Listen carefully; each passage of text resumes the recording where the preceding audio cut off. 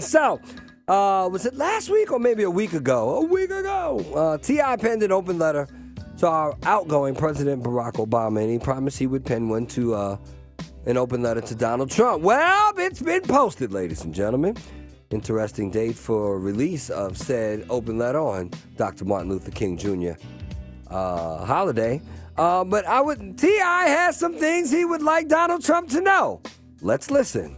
As I share my thoughts, I want to be responsible, honest, and respectful, but in no way apologetic about the rage and resentment that many of us have been suppressing for far too long. In turn, I hope that we can be equally as honest about the prejudice, bias, and narrow-mindedness that many of us have felt our nation has been disguising and denying for far too long. As you transition into your role as the President of the United States, you will undoubtedly be one of the most watched people in the history of the world. So, I can't help but ask, in the midst of our nation's calamity and discord, what do you want us to see? Well, maybe I should take the time to share what many of us would like you to see. Should it ever seem at times as though we are against you, I assure you it's a result of you defining yourself as the representative for those who are and always have been against us. The deck has always been stacked against us in this country.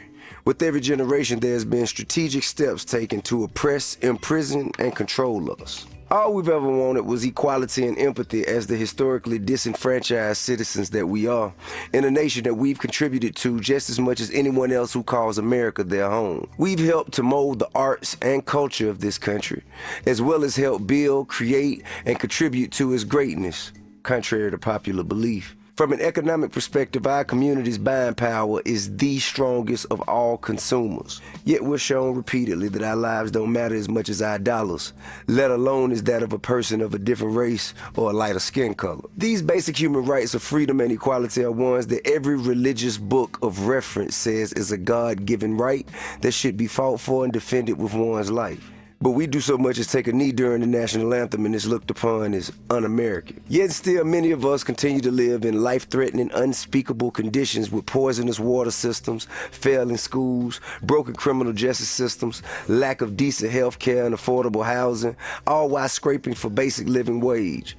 You see, many of us are still fighting to find our way. Now I'm sharing with you some of the things that separate us in hopes of creating healthy dialogue that may unite us and mend the gaping wound that has gone unattended for generations. As we continue to go on together as a nation, I apologize in advance for the friction and hostility that inevitably comes with us feeling years of pain, neglect, resentment, and not being heard. I am hopeful that we will not go and repeat the mistakes of the past.